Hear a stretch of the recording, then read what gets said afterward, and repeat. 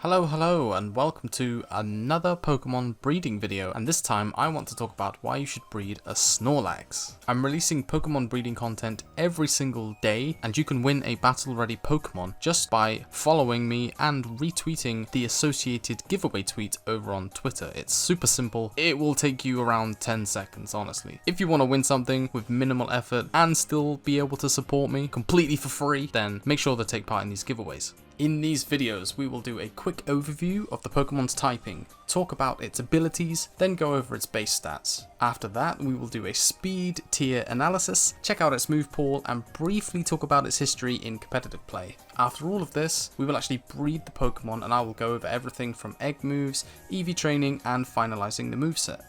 Snorlax is a pure normal type Pokemon. It has one weakness, which is fighting, and it has one immunity, which is ghost types. Honestly, I really like normal type Pokemon. They've always had a soft spot in my heart. They seem to just be the most charming. That's just my opinion, right? If I was gonna be a gym leader, I would probably be a normal type gym leader, as it's a very underrated typing. Snorlax gets a number of high damaging normal type moves to choose from for its same type attack bonus, with a number of type coverage moves to choose from as well. There are several ways to build your Snorlax, and in this video, I'll even breed my favorite version just for you guys.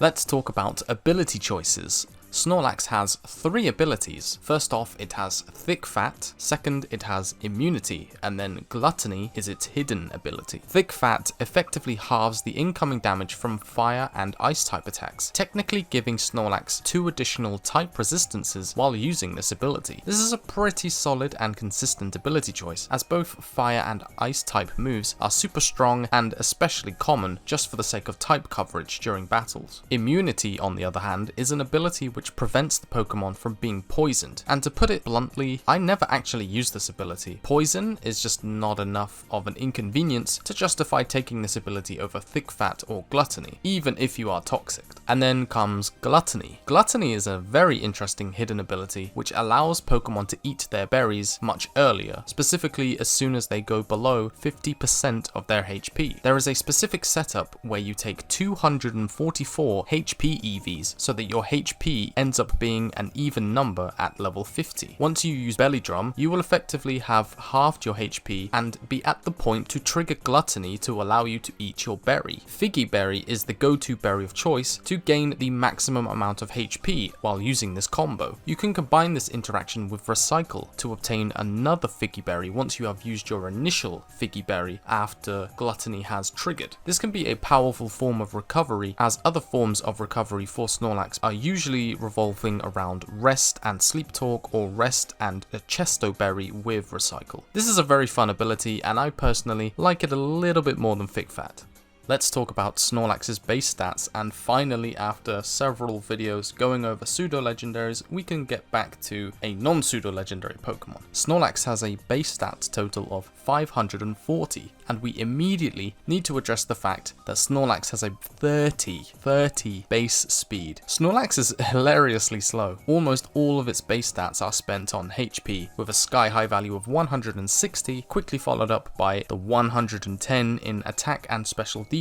So you can imagine at this point how people like to EV train their Snorlax. Lots of HP and a choice between either attack and special defense depending on your moveset and what role you want your Snorlax to play on your team. You might also consider investing EVs into physical defense just to help out with the much lower 65 physical defense stat. It's definitely the outlier stat, other than speed of course, and you might want to just round out Snorlax's defensive bulk by making it more defensive on the physical side. With that said, some people prefer to use the Curse Snorlax moveset as a way to boost its physical defense, so keep that in mind as well. This is going to be a very quick speed tiers discussion, as I really don't have a lot to say. Base 30 speed is so slow. However, you have the option to take a few speed EVs to outspeed other base 30 to 40 Pokemon such as Amoonguss. However, it's generally pretty unheard of to spend, let's say, 140 speed EVs just so you can outspeed a Hippowdon, for example. Snorlax is so slow that it actually works really well on a Trick Room team. Ideally clearly with the lowest possible speed IV that you can breed for as well. And also don't forget that Curse reduces its speed, making it more effective during Trick Room. So maybe consider making a Trick Room team, and maybe Snorlax can be one of your late game sweepers, who knows.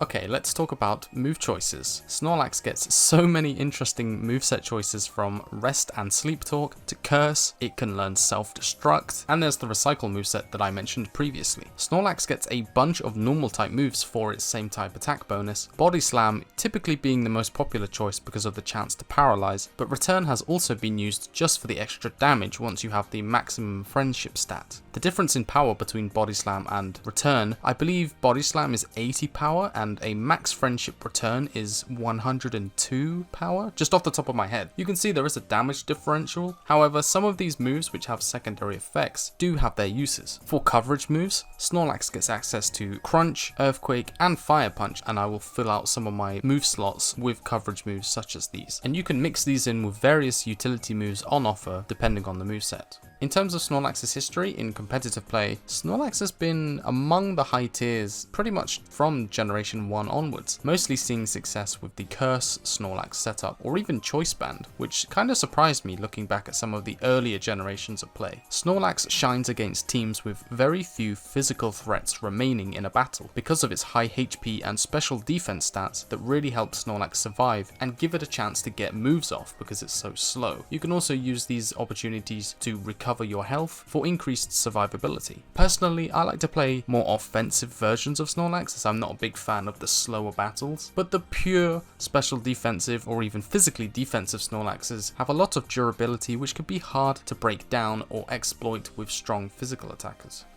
Okay, so let's breed the Recycle Snorlax that I've been talking about during this video. It's going to have a careful nature. Of course, if you want access to the Gluttony ability, it is a hidden ability, so you are either going to be using an ability patch, or you can come over on Discord and say, hey, this is one of the Pokemon that I want. I have a free stuff channel in my Discord where I list some of the Pokemon that have decent egg moves or IVs, just generally useful things for breeding, so you can just say what you would like and I will give you it, no questions asked. So once you have your nature locked in and you have your hidden ability, of course you're going to go to the IV breeding stage, and then once you are done breeding for your 5 IVs, of course, once again we don't want special attacks, so the other 5 stats we want to say best. Once you have done this, it's time to EV train. However, this is the one time in this series that we're going to do something a little bit different because we want 244 HP EVs. To do this, we are going to spend the rest of our EVs first. I choose to go for maximum special defense, but you could decide to pick attack or physical defense instead. After I train 252 special EVs, I will then put 12 EVs into attack. This way, I will only be able to allocate 244 EVs into HP, even if I make a mistake. As usual, please refer to my EV training videos before you try anything funky like this, because maths is annoying, you can make mistakes, but honestly, I believe in you guys and I think you'll do just fine. Once we're done with EV training, of course, it's time to train up to level 50 and teach any desired moves. I personally wanted Recycle. This can be taught by a TM in Eterna City, but you can also teach this via the Move Reminder if you somehow already used yours or even sold it to someone. Belly Drum and Body Slam can be learned through Level Up.